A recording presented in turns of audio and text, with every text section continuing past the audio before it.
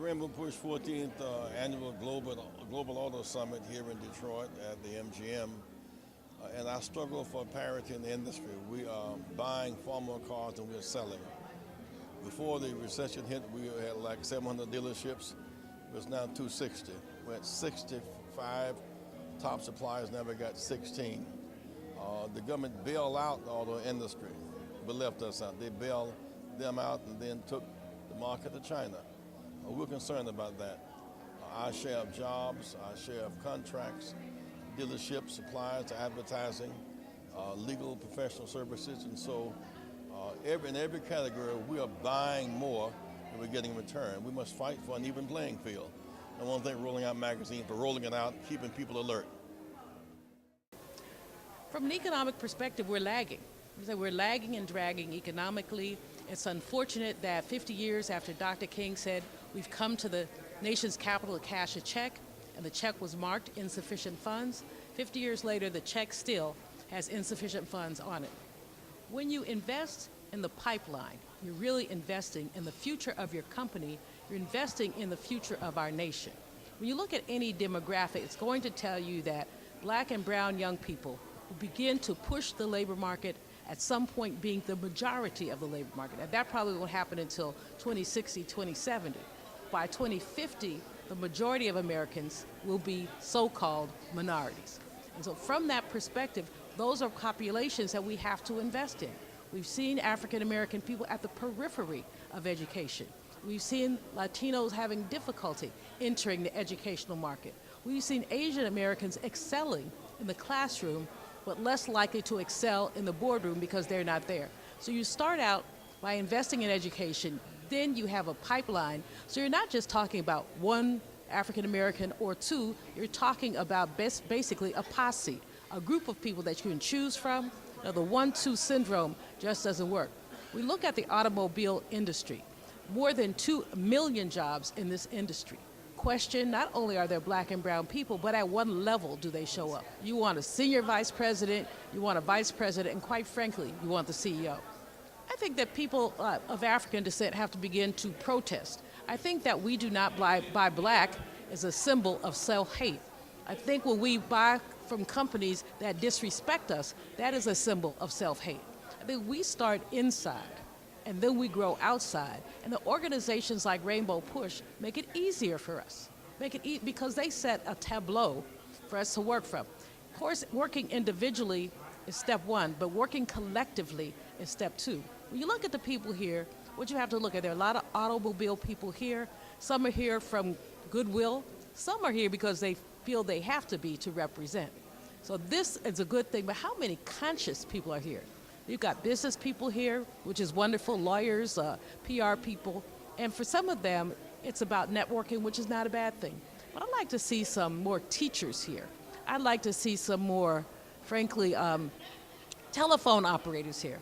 I want to see people who should be here, but can't be here because they have to work. I want to see people who can bring it on home.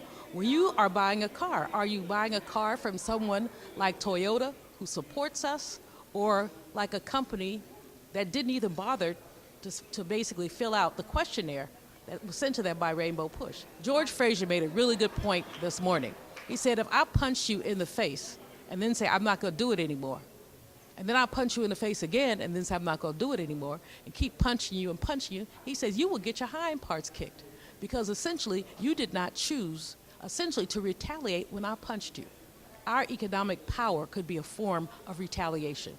We, African Americans, control $1.1 trillion. $1.1 trillion. Imagine what we could do.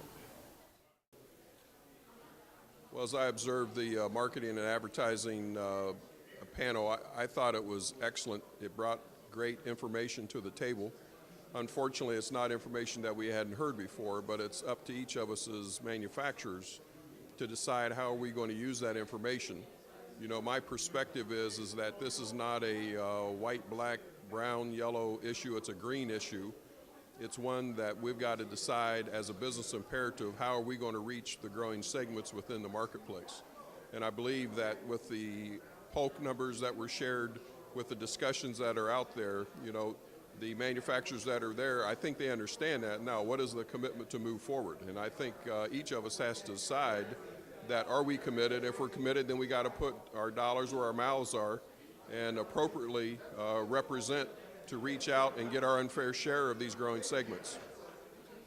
I think overall it's good in starting the dialogue, but we've started it numerous times, and I think it helps us all step back and reflect and really look hard at the numbers as to what is reality and how are we really performing.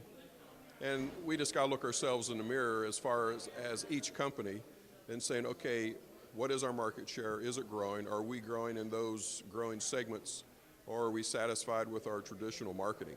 And so I'm excited with the people that we had in the room from General Motors, quite frankly.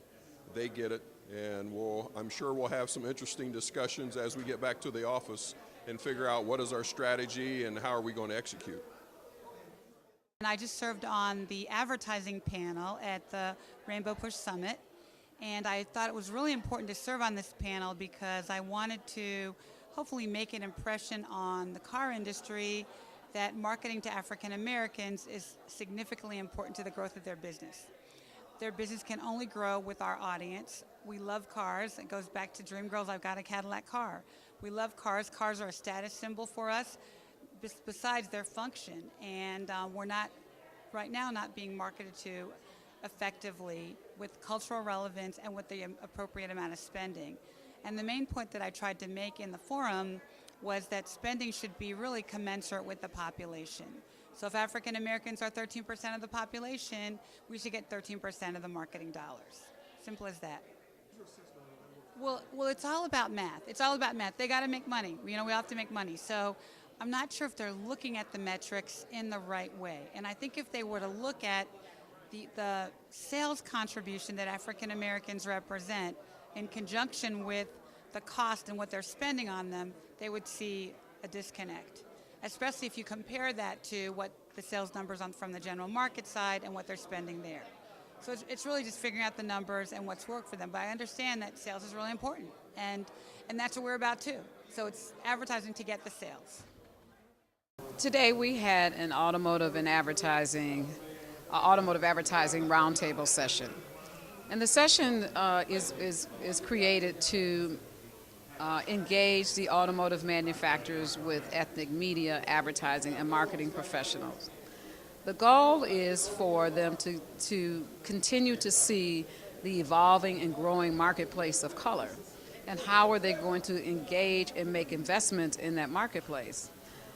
We say that 1 in every 3 Americans in this country is a minority, and that minorities make up 22 to 24% of the automotive market. And so what we decided to do was develop sort of what we call this memorandum of understanding. And the MOU was going to be around advertising and marketing, about holding companies accountable as it relates to their market share versus what they're spending. And so today we had a panel of manufacturers from American Honda, Subaru, General Motors, BMW was also in the room. Basically, they just interface with the marketing executives around when do you decide, because of the growth of a market, when do you decide what the investment's going to be? And you're always fighting for dollars because the General Market Agency always controls all of the money. So what we decided to do was, we've had these goals that have been 5%, 10%, for some 20-odd years. So we've decided that we're going to develop a standard. Instead of being told what the goal is, we're going to develop a standard about what we think our fair share should be based upon revenue, based upon market share, and some other variables that we're still developing. However, we are going to develop our own standard about what it should be for us. And no longer will we allow people to tell us, well, this is what we have for you. No, we think we deserve this. And in all of that, we want to be partners, strategic partners. We feel that we are necessary to one another. We're necessary to each other's success. And it is so important that we have a voice in what we have a voice in that success, because we need to get this message out to readers. We need to get this message out to consumers. Why should you care? You should care because when you go for a job, if there's no investment, if they don't think that you're valued, you're not going to get it. If you decide that you want to purchase a vehicle and have a consciousness, you need to know that they support your community. You need to know that they have a respect for you, that they want to do business with you if you so inclined want to do business with them. And also we feel that the companies, we are really the profit trajectory for a lot of companies. We subsidize them staying in business. And so if we're that valuable to you, you should know that. And I always say that a lot of the companies, I said, they have a lot of smart people, but sometimes they do a lot of things that are not so smart to me. And so I think that as we continue to hold people accountable, and you have to have some accountability methods and methodology in place to say no longer will we take that we're just going to be no longer will we be marginalized. We are a part of the market, and we want to be respected and looked at as whole partners. If you can't buy the car from somebody that looks like you, if you can't get a job from that company and on a professional side, or if you're an entrepreneur and you make something, you can't get a contract to build anything related to the vehicle or put any parts as it relates to the vehicle, or you can't even get a job in the company at all. You've got to decide. You've got to be a conscious consumer about supporting what supports you. And other people have cars just as cheap, same size car, might look a little different, but there's an investment made in your community and in your people. And so because that is where we used to be, we've gotten out of that because we have so many, we're sort of bombarded with images and things. We don't think about that. But you've got to have you've got to have a consciousness about discretionary spending. And we've got to teach our young people that should be very important, because if you don't have it, then you don't have a place. You don't have anywhere to go. You don't have anything to do. You have no investment. And that's kind of what's happened to our community. Now that we have dollars that we feel that we can spend them anywhere, since, there's no longer segregation, there's no longer Jim Crow, there's, this perceived freedom. But at the same time, you don't, because you can't get in. You can't get a contract. You can't work there. You can't get sponsorships for the causes that you believe in because they don't see them as you see it. Well, I think what individuals can do is, if you see something that you feel is not being supported in your community, or there's some egregious behavior about, towards your community, you've got to be vocal about it. You cannot be silent. The squeaky wheel gets the oil, the squeaky wheel gets the oil. And if they think that you have the ability to impact hundreds of people, then you will really get the responses you need. But you will not get you get nothing by being silent. You must be active. You must get involved, get engaged. You have to, in order for it to change. Because I'll see a car, and I'll see it in Fast Company, or I'll see it somewhere else, and I go, okay, car, keep going. But when I see it in an Essence, or I see it in a Jet, or I see it in an Ebony, or I see it in Uptown, or I see it in Rolling Out, or I see it in Upscale, I'm thinking about it from the perspective of, they thought enough of me to do that. And we've got to get back to, they think enough of me to do that, so I'm going to give them some level of support. I am here at the 14th annual Operation Push Automotive Summit, and we're in Detroit. I've been here probably all 14 years, but we're having a great time meeting with automakers and coming up with some great strategies for next year. Just met with BMW, Honda, Chrysler, and Subaru. So we're having a great time, making a great strides to become partners in marketing the vehicles and using our publications and using our marketing strategies. So we're really enjoying this weekend. Hi, my name is Lynesia Cannon. I am a student at Oakland University, majoring in communications with a minor in graphic design. We are here at the 14th annual Rainbow Push Automotive Global Summit, where I have just been the recipient with 24 other students of a General Motors and Push Excel scholarship. The scholarship has really helped me a lot because I am in the communications field trying to open my own production company, and the scholarship has helped me in my education career where I am really just trying to grow and become a better person. I am looking to open up my own production company, hopefully in the fall of 2014. I currently have my own radio show at WXOU on Saturday mornings at 7 a.m. And this scholarship is opening up doors for me that I never thought that could have happened. And once again, my name is Lynesia Cannon, and we're here at the 14th Annual Rainbow Push Automotive Global Summit. Do it. Hey, my name is AJ Calloway with the Rainbow Push Global Automotive Initiative. The goal, I think, is really to secure and make sure that the automotive industries are inclusive with the African Americans within our country. Reverend Jackson's been doing it for many years. I think this is the 13th annual, and he's also giving out scholarships as well. So this is just a wonderful afternoon to be a part of a legacy of such just positive movement in our country, and seeing the change that is being implemented, and seeing the leaders sit down with Reverend Jackson and ensure that it will happen from this day forward. I'm having a great time, very informative. This is my first time here, so it's really informative for me, starting out a new business, Upstart, to see a lot of the Fortune 500s here, as well as a lot of players that's been in the multicultural space for a long time. So it's a great time, very informative. I would advise anybody that's interested in automotive and getting into business to come check it out next year. Now, you said you traded in the speed, but you kept the luxury. What are you talking about? I did. I used to drive a Porsche, and then now I drive a Lincoln MKS. And my friend drives a BMW, or my other friend drives a Jaguar. But when I sit in my car, I don't know what it is about. It's just a cushion, and you can get the air that comes out, and you can get heat. They usually got the heat, but everybody doesn't get the air. You're like, oh, that's nice. Very cooling.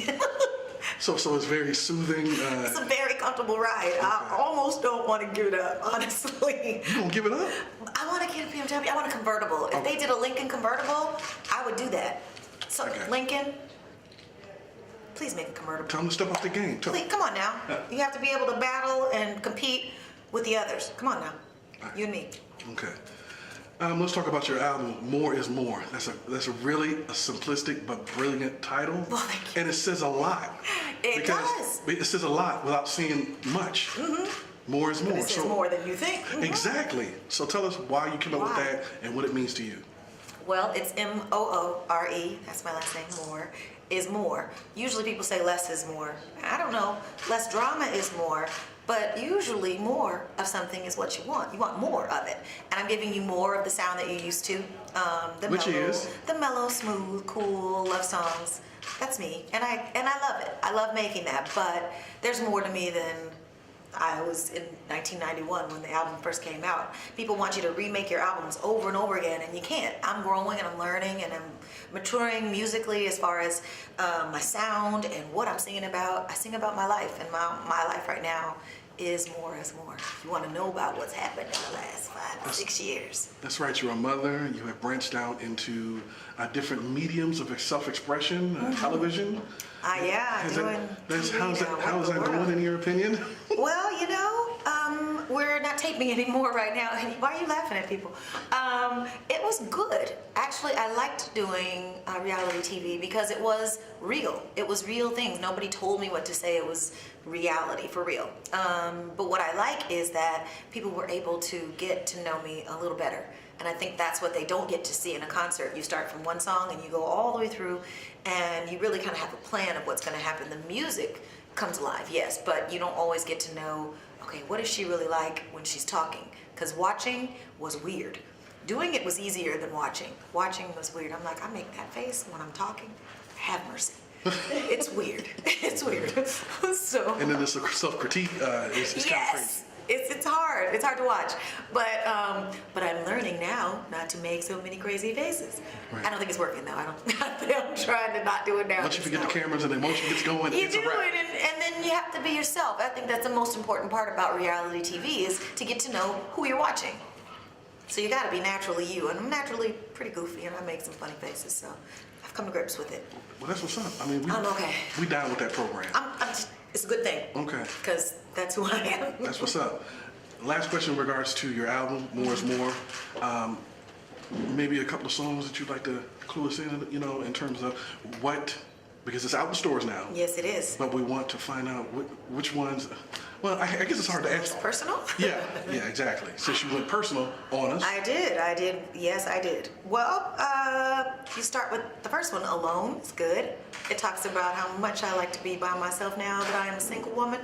I enjoy breathing and just being okay with being by myself. I think a lot of women have a tendency to, I can't wait to find the one. And sometimes when we're married, we're like, what did I just do? Did I choose the right one? I wonder if he is it, or if this, you know, I finally am in a place where I'm happy.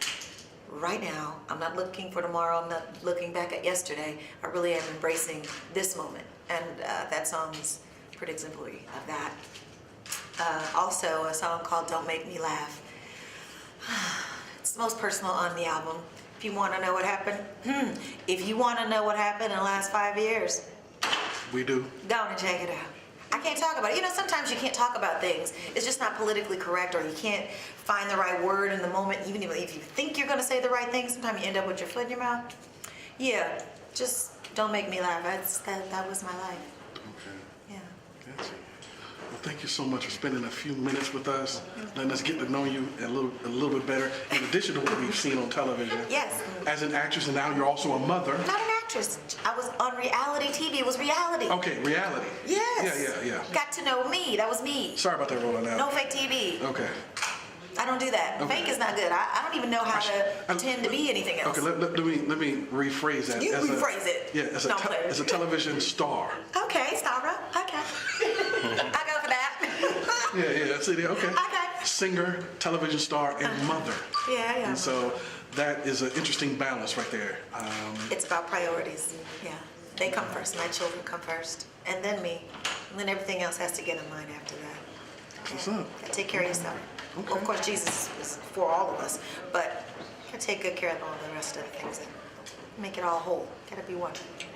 What's up? Well, God bless you. God bless you too. Hi, this is Shantae Moore on Rolling Out TV. You can get my new album, More is More, on Shawnee Records, on Amazon, or on iTunes. Any way you want to find it, you can just look for it and get it. Don't stop till you get it. More is More. Thank you.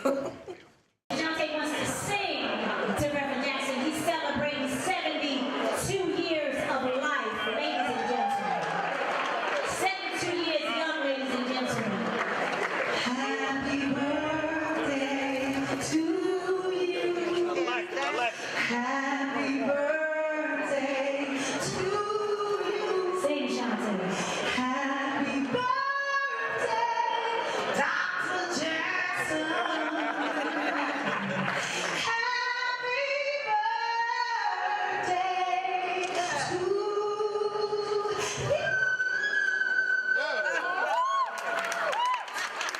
Please